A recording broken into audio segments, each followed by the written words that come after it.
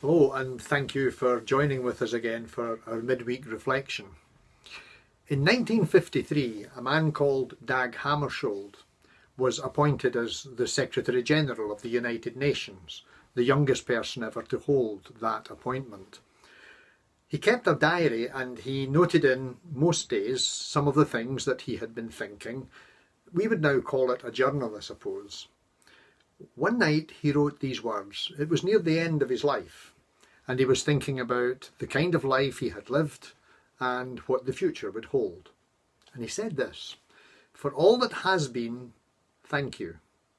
For all that will be, yes." That was his way of saying to God that he was grateful for the life he had so far lived and was looking forward to whatever lay ahead. The word yes is a very important word in human relationships. So this is the week also when the Euros are on. All that football. Now, if you don't like football, you're going to hate it. I understand that. For some of us, though, it's a great distraction from many of the other things that have been taking our attention over these past months. And thinking about football, the great Scottish player Kenny Dalglish, who was also a football manager, was asked on a famous occasion whether or not he had been approached for the management of the Scottish football team. And his answer became one of the famous Scottish quotations. And he said, maybe's aye, and maybe's no.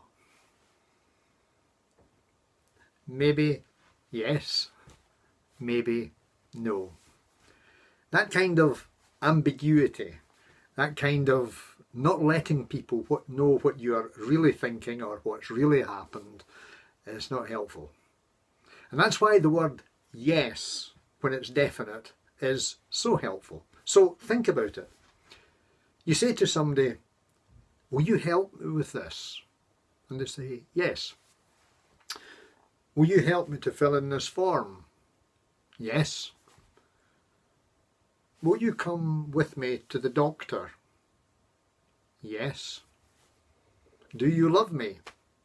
"Yes." In all of these situations, the word yes is a welcome word because it's one of those words that affirms us and that also promises the presence and the help of someone. And we do this all the time. You say yes when, for example, you're thinking about taking up a new hobby like learning a new instrument or going to that fitness class. And if you decide to do so, well, what you're really doing is you're saying yes to yourself. One of the most remarkable people I've ever met was a woman called Nora. This was way back in the 1970s. And Nora, at the age of 81, was one of the first 80-plus-year-olds to graduate from the Open University. And that at that age, she was graduating with an honours degree in English literature and the social sciences. This was a woman who said yes to her own hopes and her own desires for her life. One of the things that becomes really important to us when we think about what's important in our lives is the things we're prepared to say yes to. So I have another friend who was swithering about whether or not to have an operation for a new hip joint. And she went ahead and did it. She said yes. And so now has a kind of freedom from pain and a freedom of movement and mind space that's not taken up with worrying about pain and the limitations of her condition. So her yes to that meant being able to say yes to so much else in her life. There's one more instance of yes that's really quite important. When a promise is made and someone keeps it, that's a big yes.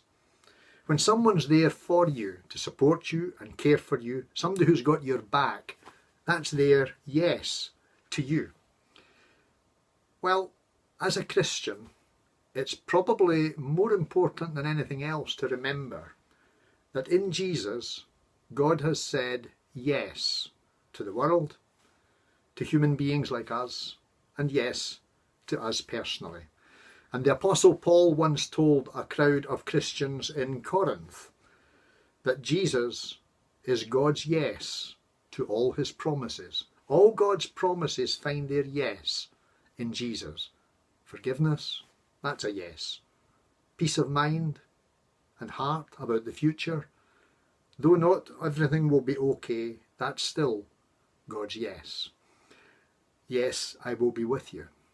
The relationship between God's yes and hope and trust and joy and peace is a very close relationship. God is there in the future for you. That's hope. God's grace is sufficient for you. That's trust. God's love surrounds us and understands us and is poured into our hearts. That's joy. And God's peace is a given, a gift. So God's yes to us is never a Kenny Dalglish. Maybe's aye and maybe's no. God's yes means what God says. And in Jesus, all God's promises towards us have become yes. Think about that positive, affirming word, yes. And remember those words of Dag Hammarskjöld. For all that has been, thank you. For all that will be, yes. Thank you for sharing this time, and God bless.